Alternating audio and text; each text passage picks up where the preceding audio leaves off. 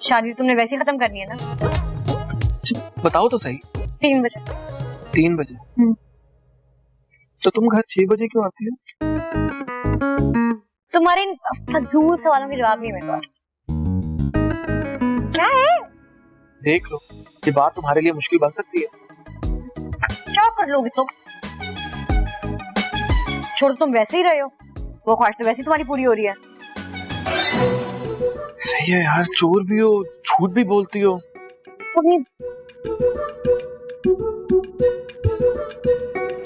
अच्छा एक बात बताओ, तुमने उस दिन वो किताबें क्यों चोरी की? क्यों जानना है तुम्हें? अब क्यों जानना है? चोर समझते हो ना, तो चोरी से। लेकिन चोरी करने की भी तो कोई वजह होती है ना? वजह जाननी है तो? हाँ। तो फिर सुनो, मैं उस दुकान वाले खड़ूस अंकल से किताबें लेने गई, ठीक है? मुझे क्लास 3 की किताबें चाहिए थी, उन्होंने मुझे क्लास 2 की किताबें दे दी। जब मैं वापस गई उनको एक्सचेंज करवाने, तो उन्होंने वो किताबें मुझसे वापस नहीं ली। उन्होंने कहा मैं नहीं लूंगा, ठीक है? तो मैंने किताबें उनके मुंह पे मारी और उन्हें किताबें भी रख ली और मेरे पैसे भी रख लिए। फिर क्या? मैं अपने पैसे तो छोड़ने वाली नहीं थी, तो मैंने किताबें चोरी कर दी और उसी वक्त उन्होंने मुझे देख लिया और दुनिया का सबसे बड़ा चोर समझ। एक सेकंड, लेकिन तुम्हें क्लास 3 की किताबें क्यों चाहिए थी? दानिश के लिए। दानिश के लिए? हाँ। दानिश को क्या जरूरत क्लास 3 की किताबों की? दानिश के दोस्त के छोटे भाई के लिए, पागल। स्माइलिंग क्यों करा रहे हो? कुछ नहीं। बहुत ही अच्छी बात है। हाँ भाई दानिशमंद। और जुनैद भाई, फिर आप गए में लापी के पीछे?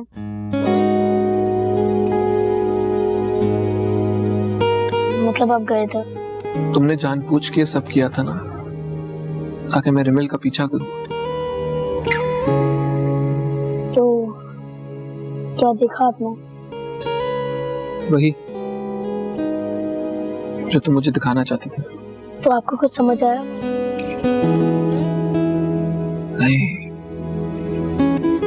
कुछ समझ नहीं आ रहा। तो फिर आप मेरे साथ चले, मैं आपको एक चीज दिखाता हूँ, फिर शायद आपको समझ आ जाए कि अब क्या करना है। तो मुझे यहाँ क्यों लेकर आए हो? आप मेरे साथ चलें, आपको सब समझ आ जाएगा।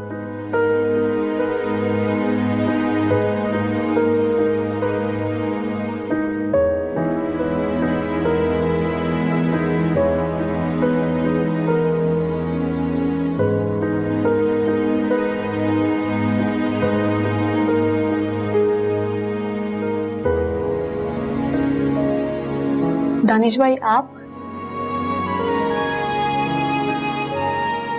ये वही चोरी की बुक्स हैं। ये सब रिमिल ने मुझे पहले क्यों नहीं बताया? पर वो अब तक चुप क्यों है? वो किसी को कुछ नहीं बताना चाहती, वो उसी तरह इन बच्चों की मदद करती है। रिमिल आप बहुत अच्छी है, वो मेरे लिए नए नए कपड़े भी लेकर आती है। इतना गलत सोचता था मैं रिमिल के बारे में, उसे बुरा समझता था, पागल था मैं। रिमिल से अच्छा तो कोई हो ही नहीं सकता। वो तो बेसहारा लोगों की मदद करती है, जिसे मैं अपनी जिंदगी की बदकिस्मती समझता रहा। असल में तो वो मेरी जिंदगी की खुशनसीबी थी। ये मैंने क्या कर दिया, सब कुछ बिगाड़ दिया मैंने। मुझसे बड़ा बेवकूफ तो कोई हो ही नहीं सकता।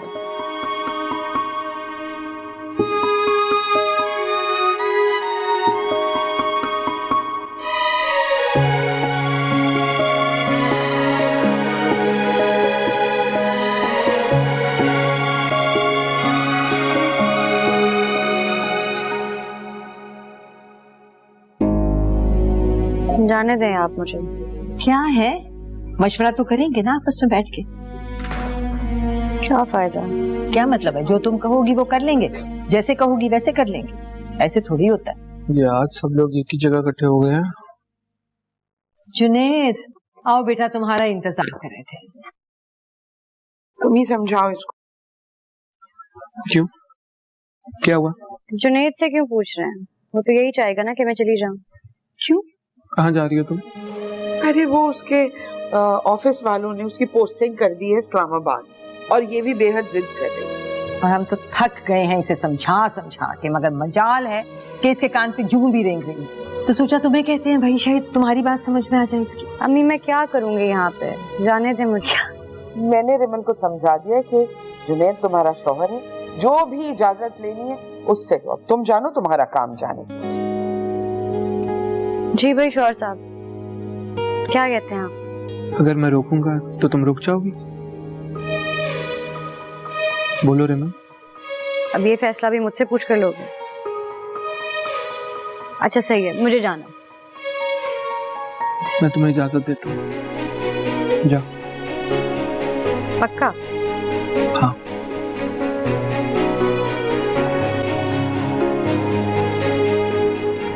आज पहली बार किसी को इतना संजीदा देखा। और आज मैं पहली दफा किसी को इतना खुश।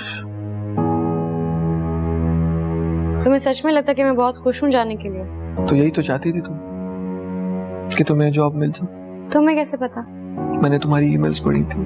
क्या? ईमेल्स पढ़ी है मेरी? तुम्हें पता कितनी गलत बात होती है किसी की ईमेल पढ़ना? क्यों किया तुमने ऐसा? मैं तुम पर नजर रख रहा था, तुम्हें तंग करने के लिए। ये फूल मेरे लिए लाए हो?